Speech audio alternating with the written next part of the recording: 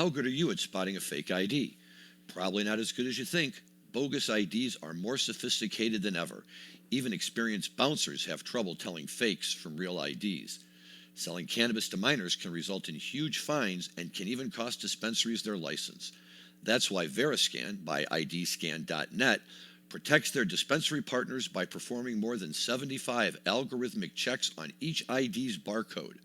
So if your dispensary is worried about inadvertently selling cannabis to a minor, you should look into Veriscan by IDscan.net.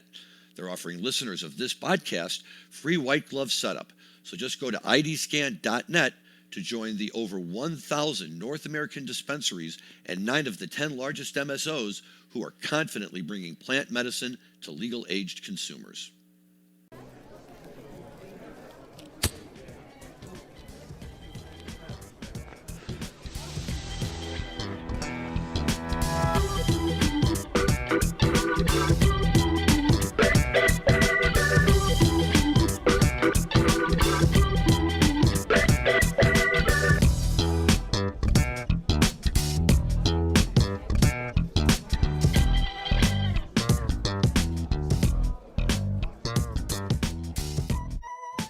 Hello, everyone. Welcome to another episode of the Deadhead Cannabis Show. I'm Larry Mishkin from Mishkin Law in Chicago on a really beautiful 80-degree sunny day here. It's too nice to even be inside. So we're going to try and get the technology to be able to do this outside if we can tamp down the ambient noises or whatever they call it out there. But I'm sure Dan Humiston will be on it.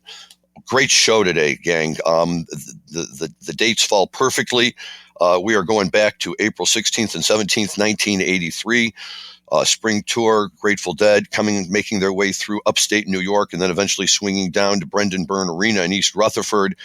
And how wonderful it is that on both nights, a special guest came out and played with them. So let's hear our opening clip from Dan.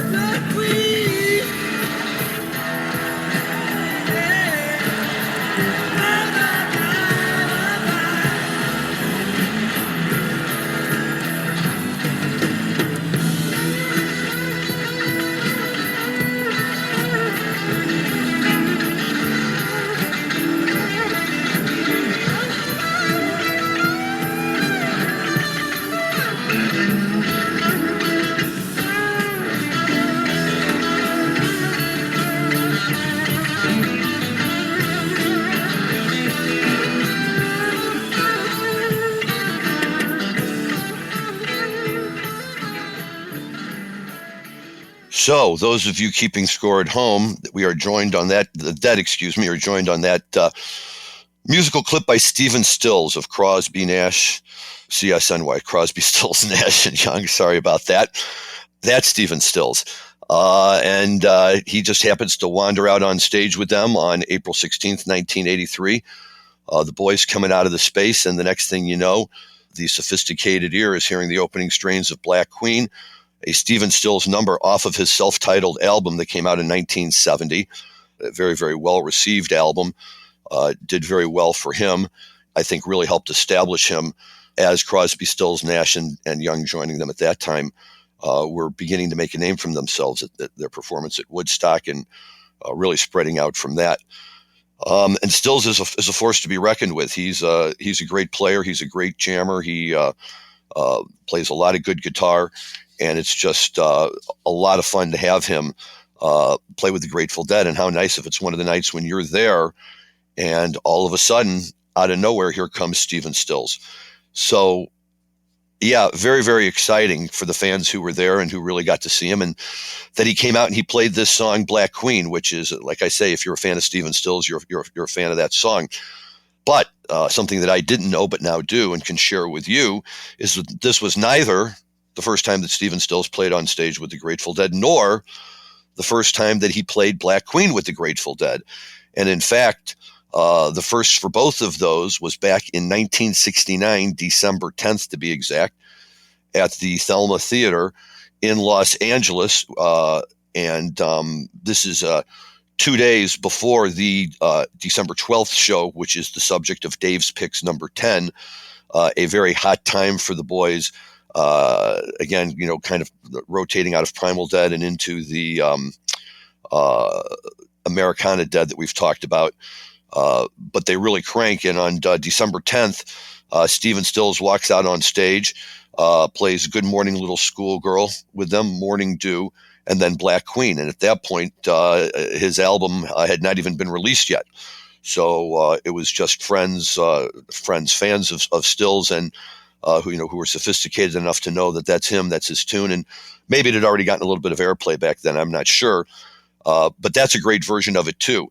And we will, in fact, feature this show, the one from Thelma, on December 10th, 1969, a little bit later this year, when it's more date appropriate for our show. But stay tuned for that, and keep this version of Black Queen in your mind today, or download it off of archive.org and listen to it at any time between now and then. And for that matter, you can get the December 10th, 1969 show too and be way ahead of the game.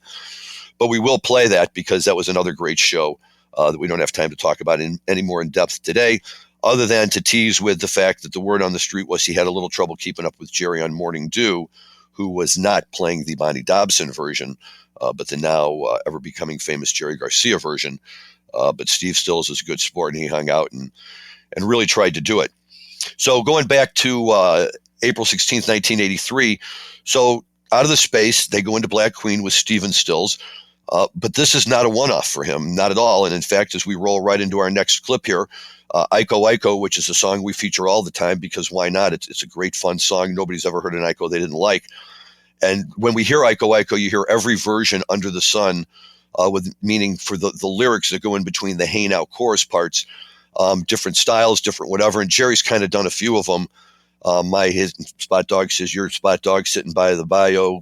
My spot dog sees your spot dog going to set his tail on fire, and a whole bunch similar to that. But when Stills joins them on the Iko, listen very carefully because he picks up one of the verses, and it's one we've never really heard before. Go ahead, Dan.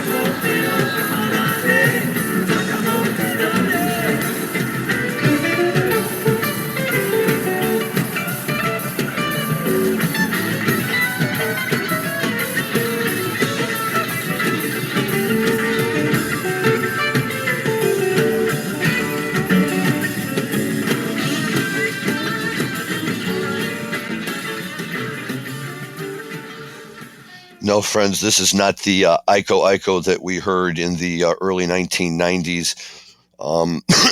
Excuse me, with a few exceptions in there where Jerry tend to really slow this song down. This is a hot rockin' version of it. I think everybody's jazzed to have Stephen Stills on stage. I think they're jazzed that Stephen Stills is belting out lyrics that we've never heard. I've never heard any other version of Iko Iko by anybody sing that verse that Stephen Stills sang, and I've been looking all over for it. So if anybody can find it out there and let me know, that would be awesome. But listen to the way he sings it. He throws in that great "ooh" there towards the end. I can't do it like him, of course, but you know what I mean. And it's great. He's just energized, and he's just having a great time up there. This really is one of my favorite versions of that song. And I'm sure for the people who were there, it was one that they all enjoyed very much as well. And again, all part of this wonderful experience of seeing Stephen Stills. There's a lot more from that show and from the next show that we will get to in a moment. But we do have some interesting marijuana news today. And I put most of this marijuana news in the category of good and some of it in the category of, boy, this is really, really good. And let's start off with that because we're going to talk sports for a little while. And although I love sports, and I know that Rob Hunt, when he's here, is a big fan of sports. Even Jim Marty had his favorite sports teams and everything, and who doesn't? But there's never been much of an overlap between sports and marijuana, except pointing out the ridiculous nature of all the rules that say that players can go out and drink alcohol every night after performing and then performing the next day, but they can't smoke marijuana. Well, guess what? The NBA is now formally, and I say formally for a reason, lifting its ban on marijuana in a new deal with the NBA Players Union. So the story that I saw says, in Marijuana Moment, thank you very much, the National Basketball Association is reportedly removing marijuana from its list of banned substances and will no longer drug test players for it as part of a new 7-year collective bargaining agreement. And basically the sources are saying that the NBA players will no longer be prohibited from marijuana under this new agreement. It's been removed from the anti-drug testing program, a process that began during the 2019-2020 season, meaning the removal of it began back then. They've, for years, always said that they've tested for marijuana. My friends and I, especially my buddies, John and Blake, who would go with me to the Bulls games for years and years when it really meant something to go to the Bulls games. And we all just naturally assumed that they just paid lip service to that because too many basketball players, in our opinion, and we could have been wrong, enjoyed marijuana for any one of a number of reasons, not the least of which that it was a great way to relax and help relieve pain after a game or the next day or whatever they would do. But we've always all long advocated for the fact that it's really not a performance-enhancing substance. And I think it makes people laugh when we say that because most people think of getting stoned and sitting on your couch and falling asleep, which isn't actually conducive to going out and trying to play basketball at the elite professional level that is played in the NBA by every team except the Bulls these days. I'm just a disgruntled former season ticket holder. What can I tell you? So NBA Commissioner David Silver had signaled really in 2020 that the policy of cutting back on this type of testing eventually, the policy of eliminating marijuana testing would become permanent. And really, they say they softened this up when the players were competing in the quarantine bubble in Orlando during the coronavirus pandemic that year, when nobody played any games in front of fans and everything was being played in Orlando in the bubble that they created down there in their state-of-the-art Disney sports facility that had a whole bunch of basketball courts and everything. And I love this next quote where Silver says, "We decided that given all the things that were happening in society, given all the pressures and stress that players were under, that we didn't need to act as big brother right now," he said at the time. "I think society's views around marijuana has changed to a certain extent." Wow. So how great is that? They brought the players down to Orlando, they locked them up, and they let them smoke their marijuana. And yes, that was a nice move. And of course, nobody feels bad for these guys because we were all locked up and none of us were getting paid $5 million for doing it.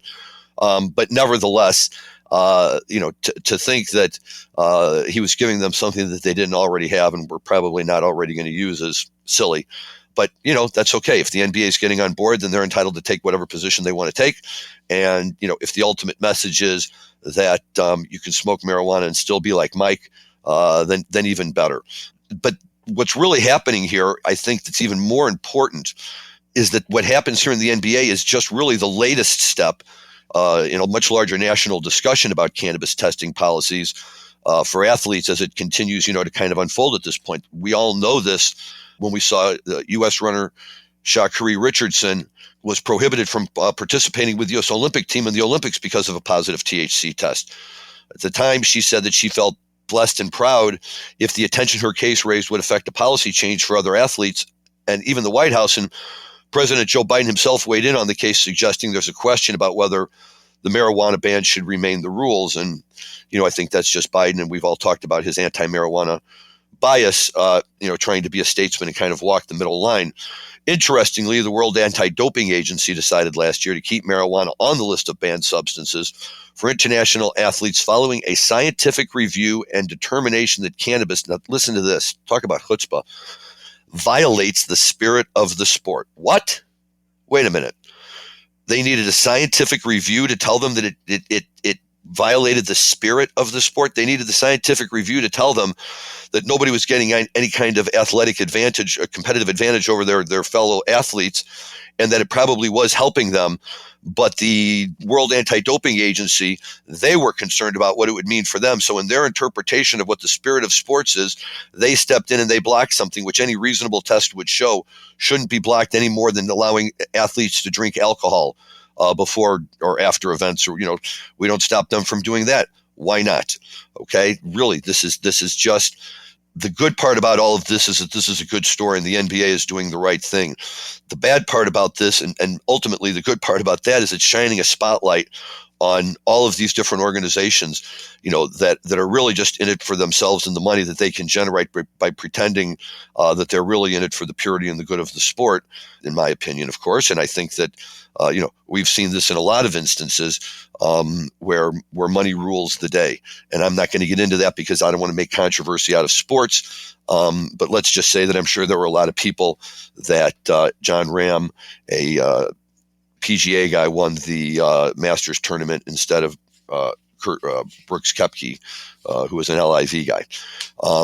So, don't talk to us about violating the spirit of the sport. The spirit of the sport is just your own subjective determination of whatever that means. And in this case, you're all too happy to give you an excuse to be able to kick somebody out who you don't like, and now you can conveniently blame it on marijuana. That's ridiculous, and that should never be the case. Major League Baseball, who this article calls one of the most progressive professional sports when it comes to cannabis policy, okay, maybe, recently signed a CBD company to serve as the league's first ever cannabis sponsor, who will be promoted supposedly at the World Series this year. I can't wait to see those commercials. That'll be great. Also last year, Major League Baseball started allowing its baseball teams to sell sponsorships to cannabis companies. And so they, in that respect, I guess they've stood out among professional sports leagues as more willing to respond to changing marijuana policy landscape. And in 2020, the league stated that players would not be punished for using cannabis while they aren't working, but they can't be personally sponsored by a marijuana company or hold investments in the industry. Stupid, right? I mean, is that just stupid? This isn't gambling. We don't say that all these athletes can't go out and own their own vodka brands or, alcohol brands or whatever they want. But when it comes to cannabis, you can't put your name on a cannabis brand. Okay. And the league says, that they want to look into it.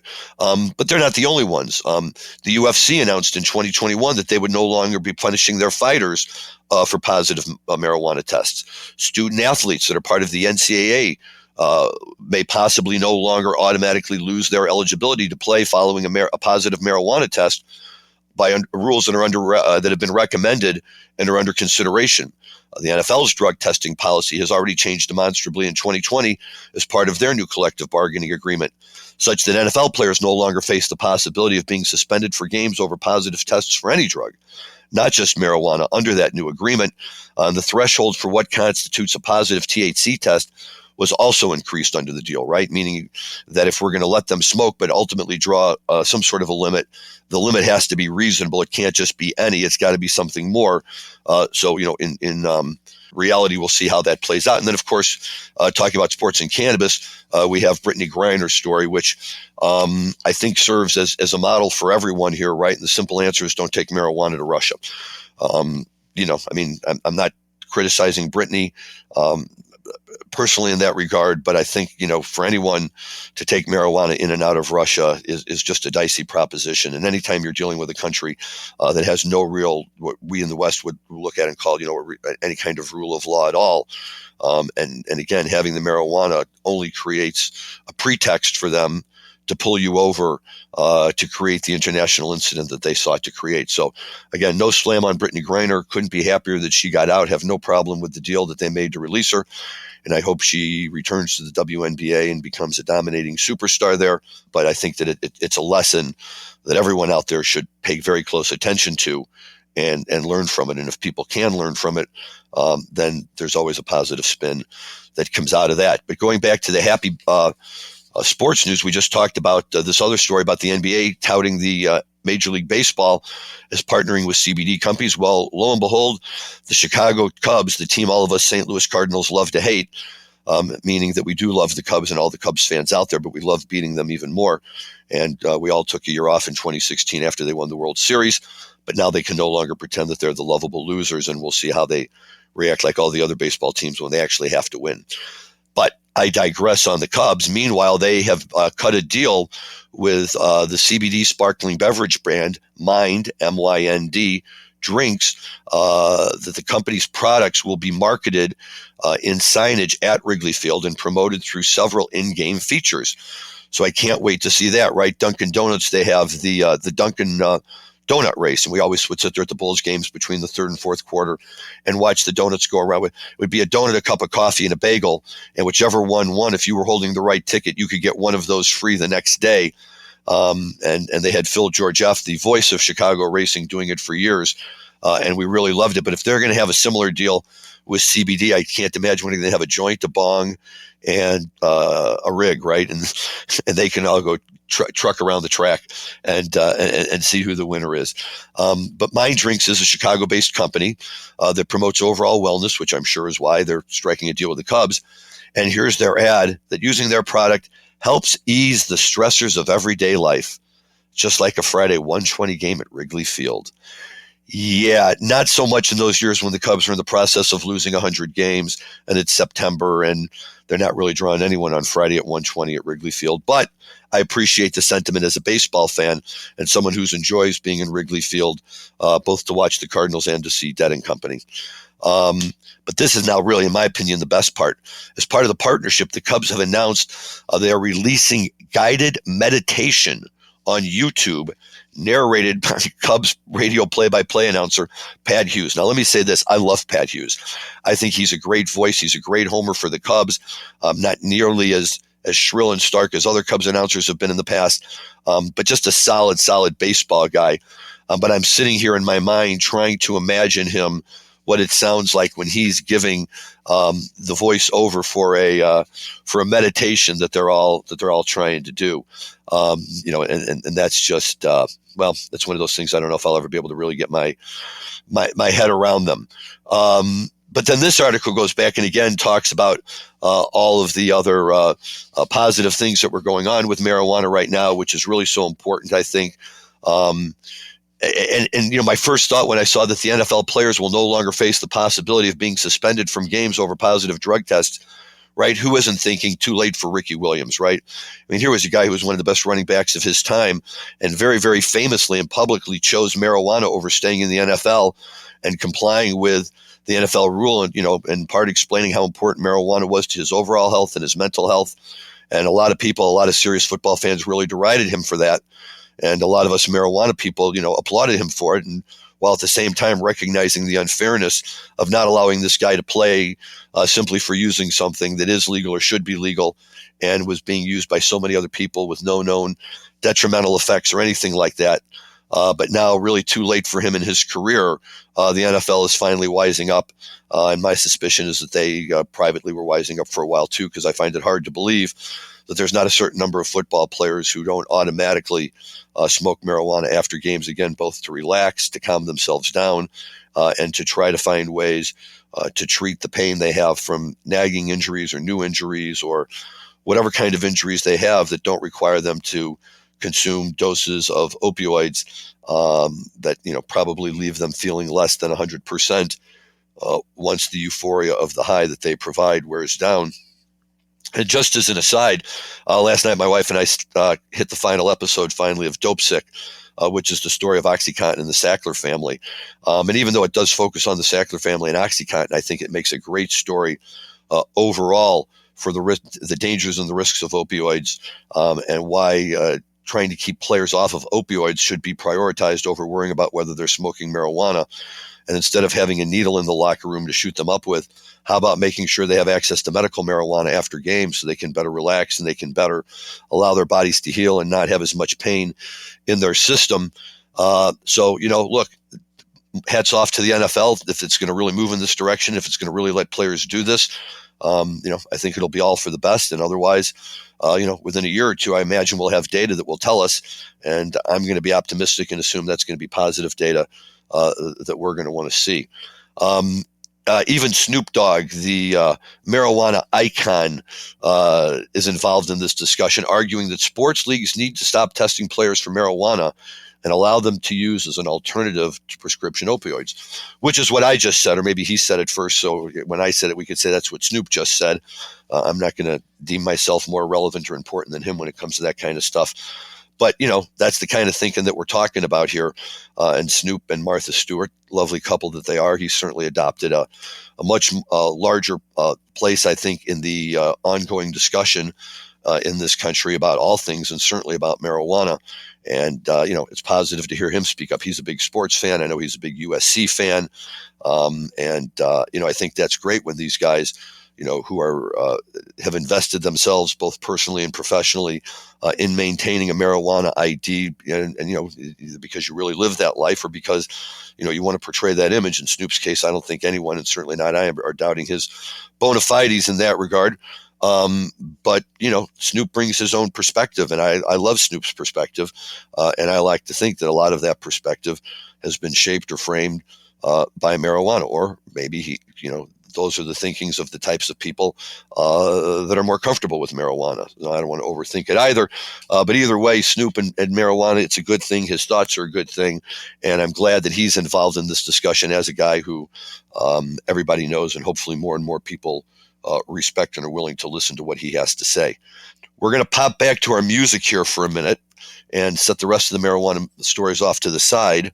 And I think that I couldn't play these shows and entirely 100% focus on the Stephen Stills aspects of the shows, even though we could easily do that and more than fill the time that we have to do this today. But dab smack in the middle of the second set, Bobby on at this show.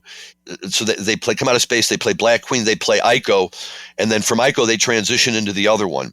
And while they're transitioning into the other one, Bobby kind of takes over for a second right at the very beginning. Dan, go ahead. Long as we got to be, long as we are, I just want to be one of them little stars. Hey.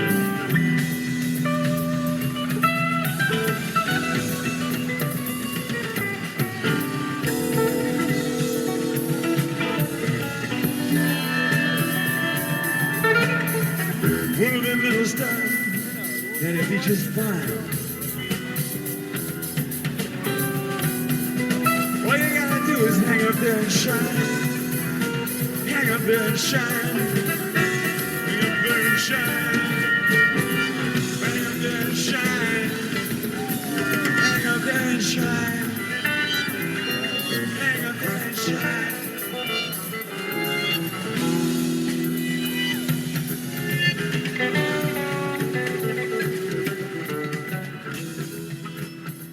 And you can hear them right at the end there starting to pick up the beat to make the transition full force into the other one, which we'll get to in 1 second. But let's talk about this for a minute. On the official show recordings on archive.org, it doesn't even get its own mention. It just says Black Queen into Ico, into the other one, into Black Peter, into One More Saturday Night. And so you'd have to listen to the beginning of the other one to specifically know that it's there. And it, near as Deadheads can tell, it was just merely a fragment of a song that Bobby was thinking about. Maybe he was trying to write a new song. Maybe he was just noodling around, and a few nights it popped into his head. But there's only 3 instances of him doing it with the Dead, all in 1983, and all as lead-ins to the other one, just like this. It more or less got the name Little Star, although a number of Deadheads affectionately refer to it as Bob Star. So you can kind of take your pick with it. But just wanted to throw that in there because that was just one of those moments in Grateful Dead history where, these ideas pop into their heads and they act on them in kind of a half-baked manner, if you will. And if it's something that resonates with them, they eventually, work it out, like Wave That Flag turned into U.S. Blues. And you get songs like that where, something that wasn't really quite a song becomes a song. And for whatever reason, this one never really did advance beyond basically those verses that you just heard Bobby sing with the band otherwise noodling in the background, getting ready for its other one lead-in and turning the stage over to him. So, hats off to Bobby for Bob Star. And, as you search around 1983 shows, perhaps you will stumble upon another version of it, but just Bobby having fun. Now, again, I couldn't leave this song just yet because as the Dead begin this kind of transition now from Bob Starr, making their way heavily into the other one, it's one of these wonderful moments where they're playing. They decide to jump into the other one, and Phil likes to kind of announce his presence with authority. Dan?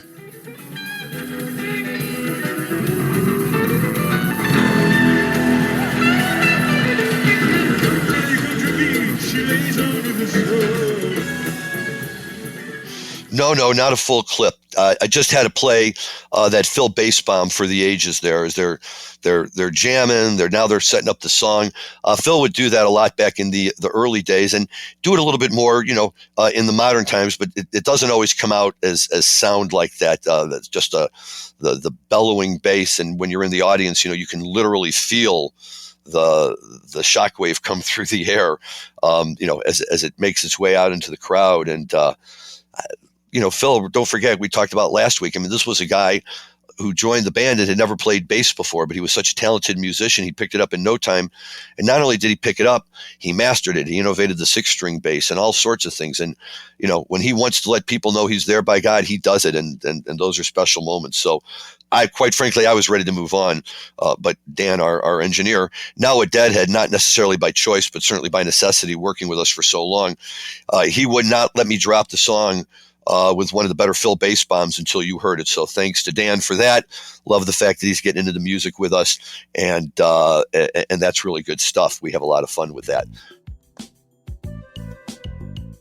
If you already work in cannabis, then you know that times are tough. So many talented professionals have lost their full-time gigs in the cannabis industry and are wondering what's next. If that's you or someone that you care about, you'll be thrilled to hear that the wondering is over. Find all the latest cannabis industry job trends and which states are ahead of the pack in the 2023 Cannabis Jobs Report by Vanx. Vanx is the leading cannabis hiring platform, and they're providing this report to the cannabis industry for free. Head over to Vanx.com to access your copy of the newly released 21-page 2023 Cannabis Job Report. And while you're there, sign up to find the perfect job or the perfect candidate today. That's Vanx, VANGST.com. Now, jumping back to marijuana for a minute, more music to come. Don't go away. When I say the best is yet to come on the music side, you may not be able to believe that given all the great stuff we've heard today, but it's true. So hang on and bear with me. Marijuana news, more good marijuana news. Michigan marijuana sales hit record high of 250 million in March. Just in the month of March, the state data shows.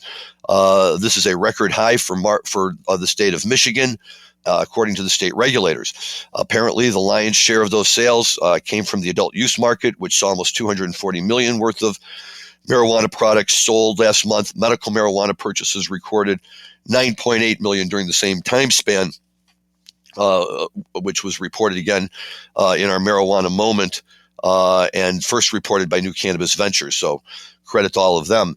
But these are big numbers. And it's always heartening for me to see that most of the cannabis purchases came from flower, followed by vape cartridges and infused edibles with extracts a little bit farther down the list, which always surprises me because they are, in my mind, very cost efficient and work incredibly well. But I understand people like vape cartridges, which more or less gives you the same effect. It is much cleaner and neater and no smell, and you don't get the sticky stuff all over your fingers, which can ruin a really good car ride. So the state, but this is the part about all of this that's amazing to me. And this is why at first when I read this, I wasn't sure I was reading the headline right. The state is seeing these record-setting sales, even as the average cost of marijuana has remained at record lows, with the price of an ounce now hovering around $90.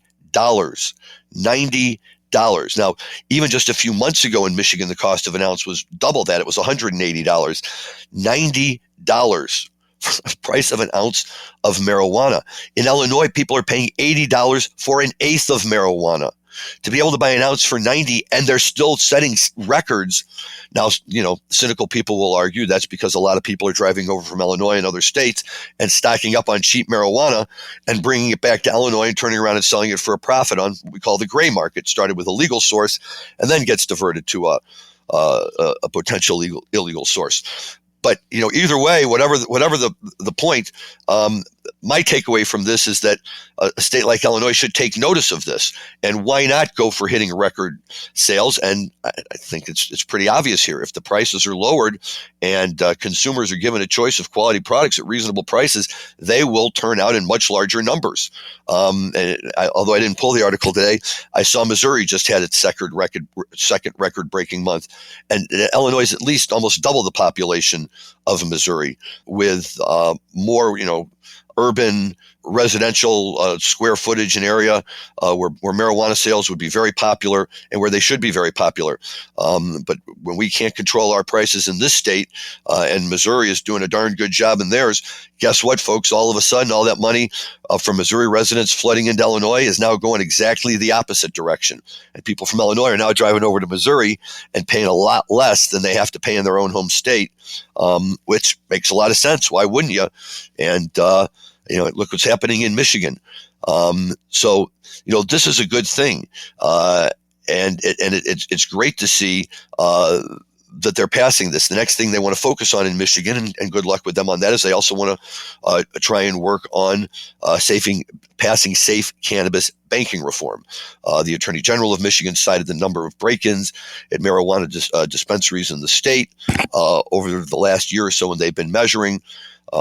Really underscores the need to be able to allow dispensaries to deposit their cash into banks just like every other business for all sorts of reasons, not the least of which is to take away that incentive for potential robbers or burglars who want to break into a dispensary because, hey, what does it have in there? Marijuana and cash. That's like every burglar's dream, right? What else do they need if they can get marijuana in cash? So banking reform, we've talked about it.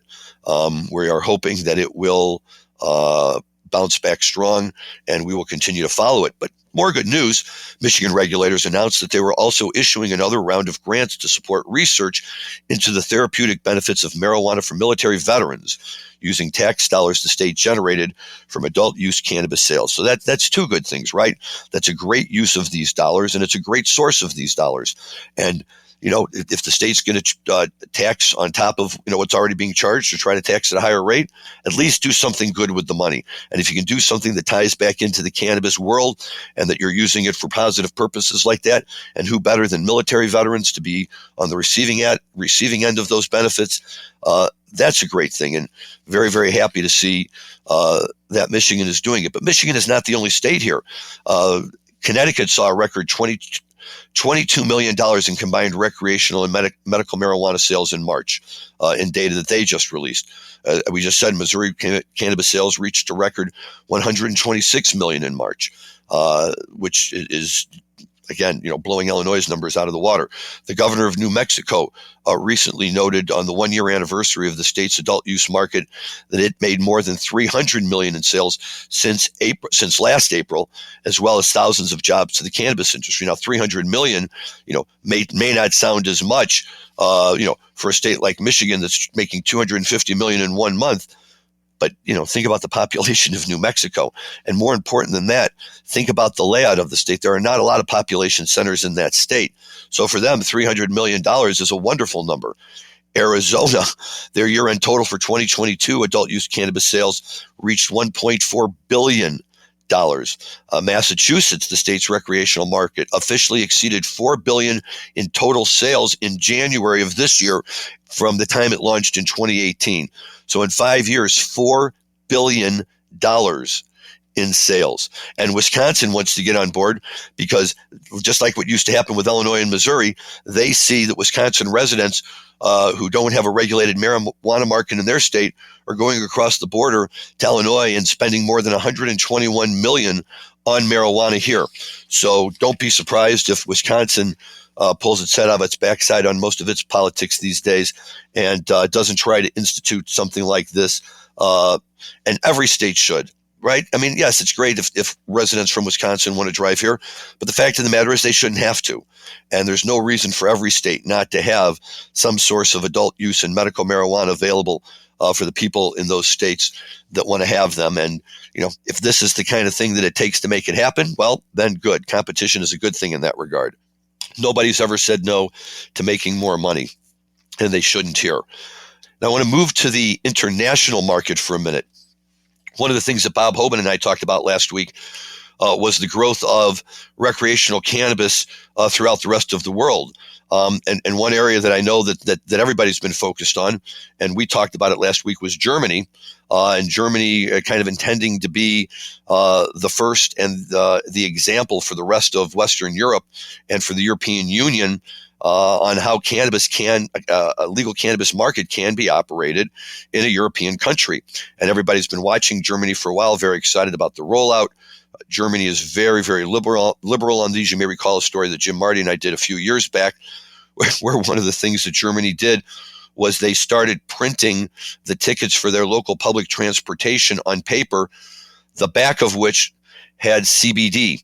So after you showed the ticket to the ticket conductor, you could put the ticket on your tongue and get some CBD, which was intended to help relax you and put you in a better state of mind for wherever you were headed. So that's a remarkably liberalistic move for any government to take, let alone a European country like Germany. But they did. And I think for a lot of people, that really sent a message that with marijuana, Germany's a great place to start, and maybe they will be very, very liberal with it, which could only mean good things for the rest of Europe. However, I had been hearing rumors of pushbacks from the rest of Europe saying to Germany, we don't want a program quite as liberal as the one you're talking about, so we want you to make some restrictions to it. And the question was whether this would or would not happen, and now we know that it has. Also in Marijuana Moment, the headline that German officials unveil a revised plan to legalize marijuana. Top German health officials have unveiled a revised plan to legalize marijuana nationwide. The previous cannabis policy has failed, said the German health minister. Now we have to go new ways. The new plan seeks to provide for the controlled delivery of cannabis to adults within clear limits. We want to fight the black market, and we want to push back drug-related crimes.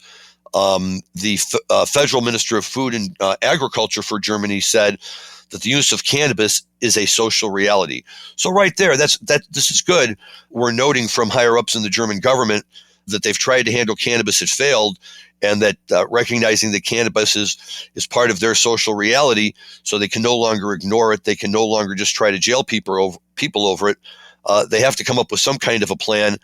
But I think also part of this is to set the stage for the fact that they're going to kind of roll back some of the limits that they had discussed before. So the current plan represents a scaling back of the legalization framework that the government had initially announced last year. While there would be limited sales components, there wouldn't be a countrywide commercial cannabis market as originally envisioned.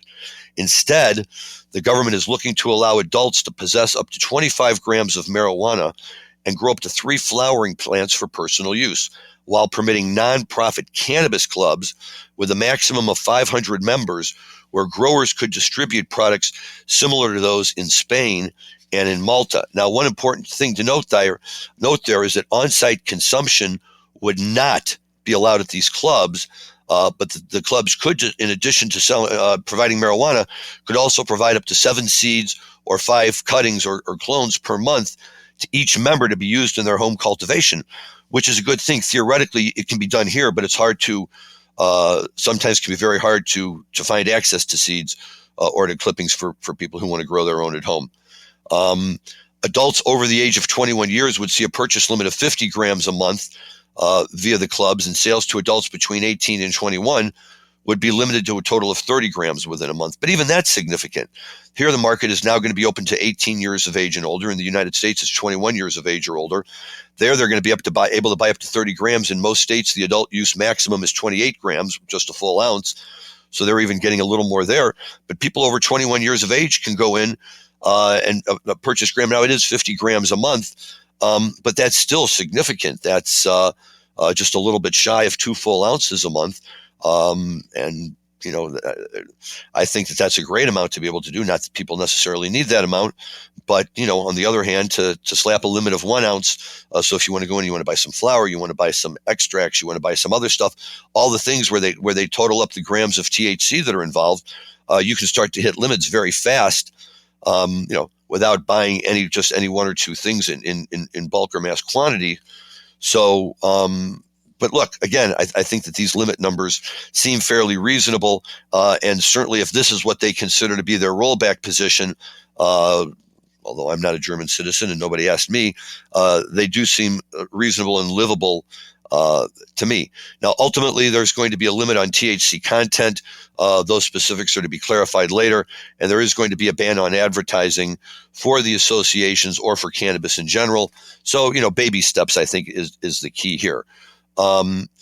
Localities in Germany where they would allow these clubs will still have the right to opt out or opt in, allowing the stores to operate within their jurisdictions, which again is not unlike what we saw in states like Illinois when they passed the statewide adult use law, allowing each city in the state of Illinois the opportunity to opt in or opt out as they decide to see fit. The government's new framework in Germany says that convictions for activity made legal could be deleted from the Federal Central Register upon application, and that ongoing cases will be dropped. This is the social equity component, and it's great to see that they're not even making it very difficult. And it also be made to see here that they're not putting the onus on the individual users to step in like they're doing in the United States, and people who either don't know about it or who don't move fast enough or who can't get anyone to assist them and can't avail themselves of these benefits. In Germany, it's looking like the government's going to take care of everything, and that that's a much better way. And here's something else. Minors caught with marijuana will need to participate in mandatory intervention and prevention programs.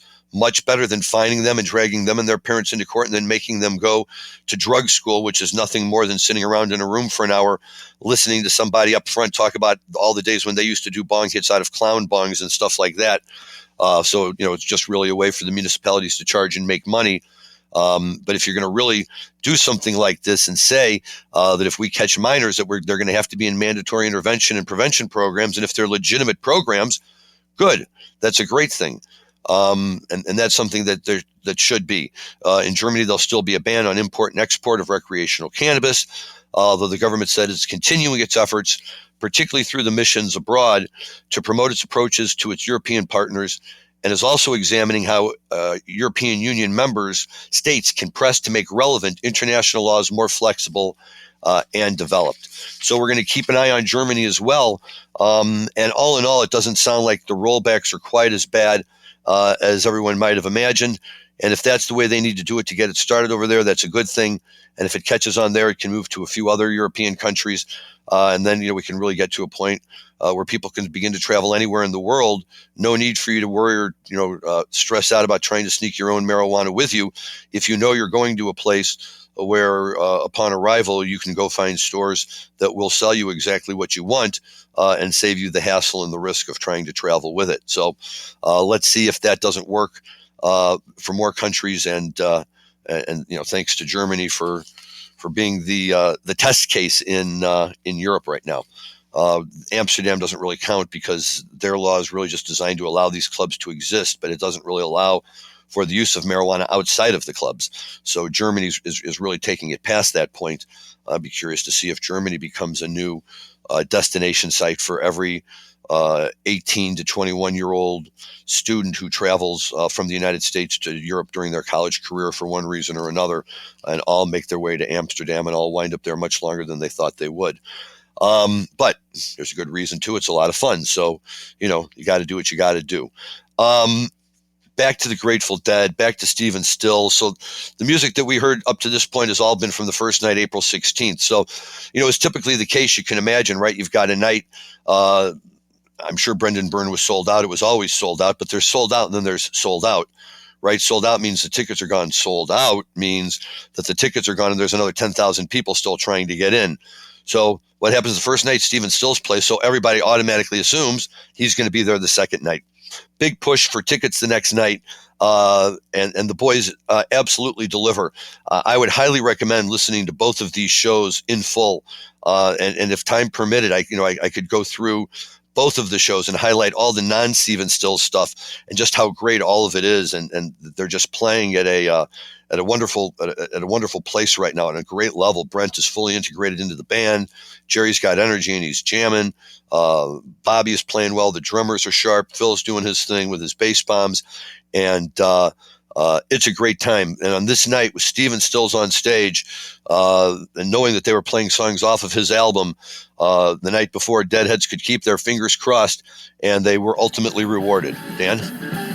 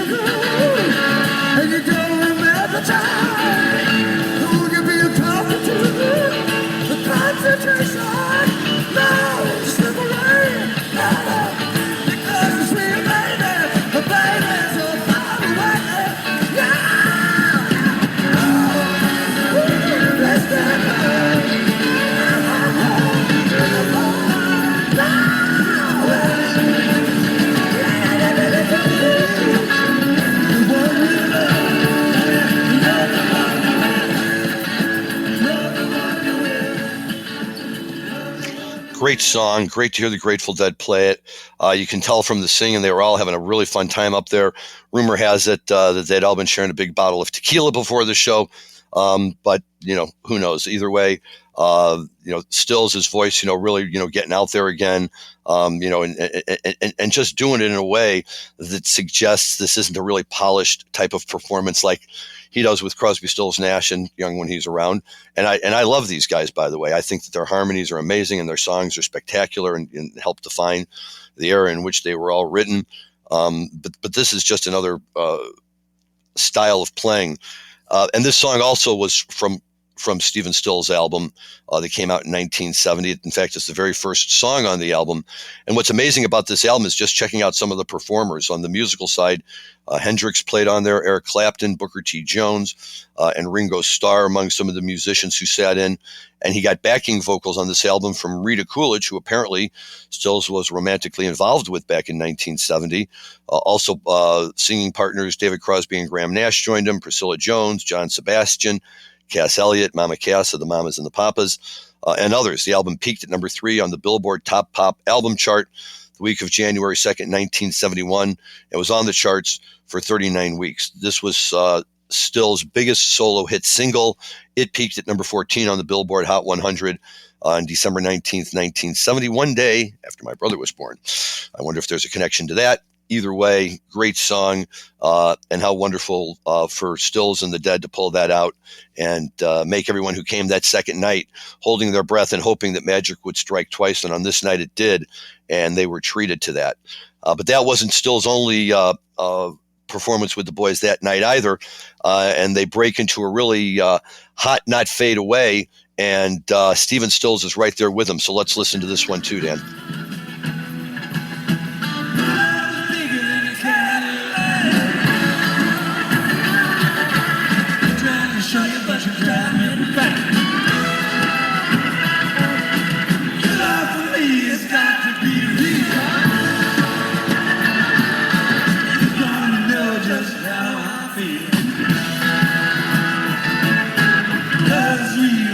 Fade away.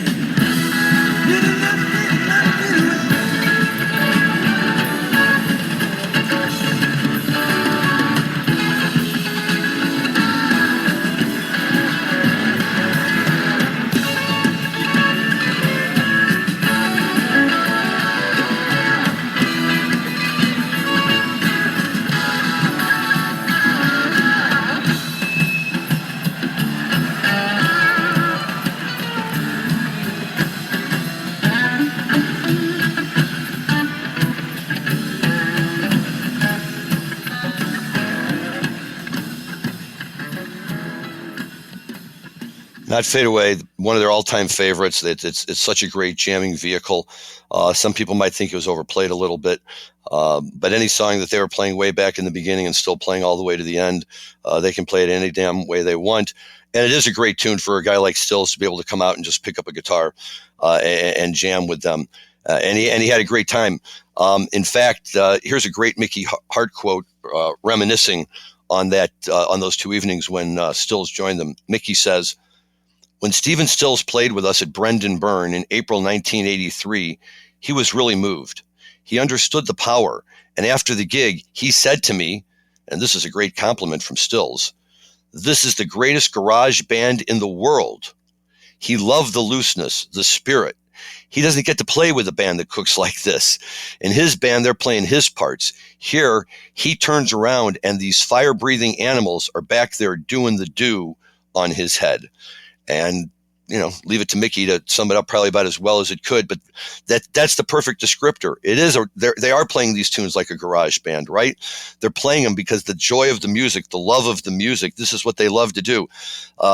Nobody's going to listen to these vocals or any of that and mistake this for, Freddie Mercury from Queen and his amazing vocal capacity, or any of the other great singers in the music industry, including Stills when he's with Crosby and Nash as well. But none of them play with this kind of unbridled energy. That's not true. I mean, obviously other jam bands, Fish does this and Goose does this, and a lot of other bands are doing this now, and even other bands from the day, but just in a consistent manner that's just fun. And by this point, the Dead had been in it for about 17 or 18 years. Stills and their paths had crossed many times. We talked about how Garcia played some pedal steel for them, and in exchange, they taught the Dead how to harmonize for Working Man's and American Beauty. So they were all very familiar with one another, and the fact that they would take time to go and play with each other's bands and do fun stuff like this is, to me, just the beauty of that whole scene, where all of these guys from that time period all knew each other so well and loved each other and loved playing with one another. And lucky people in New Jersey 2 nights in a row got to see what it looks like when Stephen Stills joins the Grateful Dead for some garage band music, and it was right on. I mentioned Goose in there, and so I will throw out that this coming Saturday night for me, also known as March 15th, I am going to be seeing Goose at the Salt Shed here in Chicago. Very, very excited about that. I've only seen Goose live once, and that was at Sacred Rose this past summer.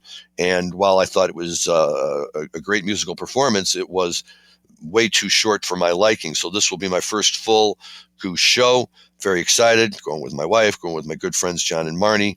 Really looking forward to getting out there and enjoying this vibe, although I've reconciled myself to the fact that I will now again, as often happens with Fish, probably show up and be one of the older people in the crowd instead of being able to blend in like I do at Dead-related events. Is still fairly middle of the pack. But this should be a lot of fun. Looking forward to going back to the Salt Shed, even though they pinched my marijuana the last time I went in. So thinking of all sorts of fun ways to play with them this time.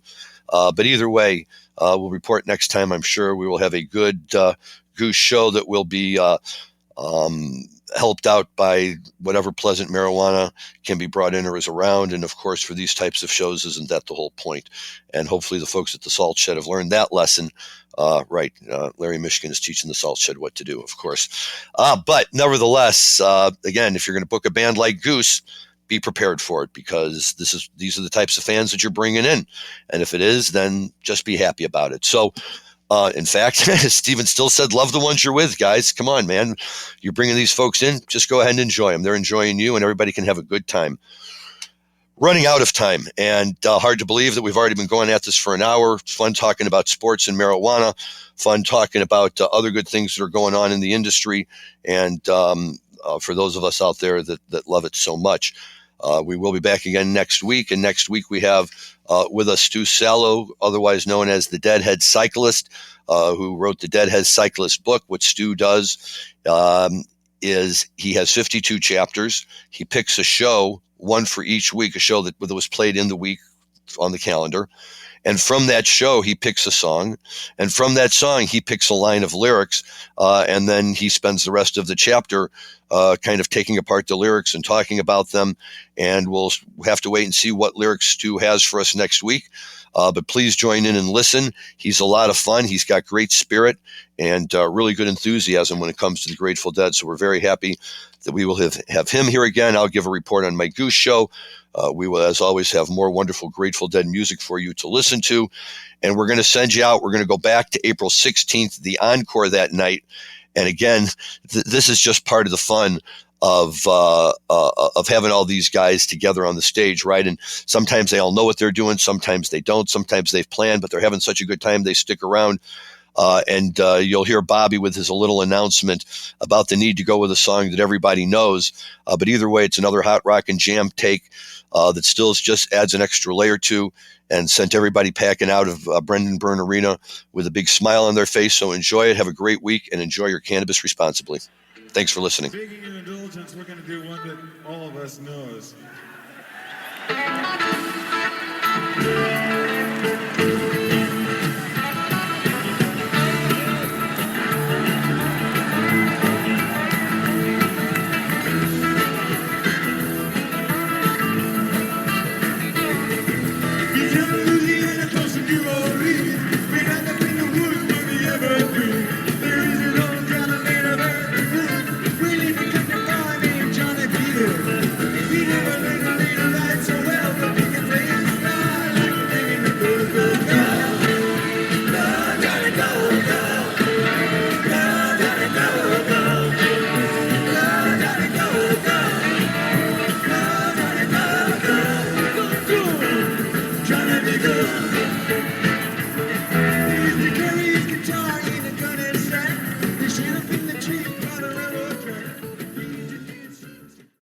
Thanks for listening to today's show.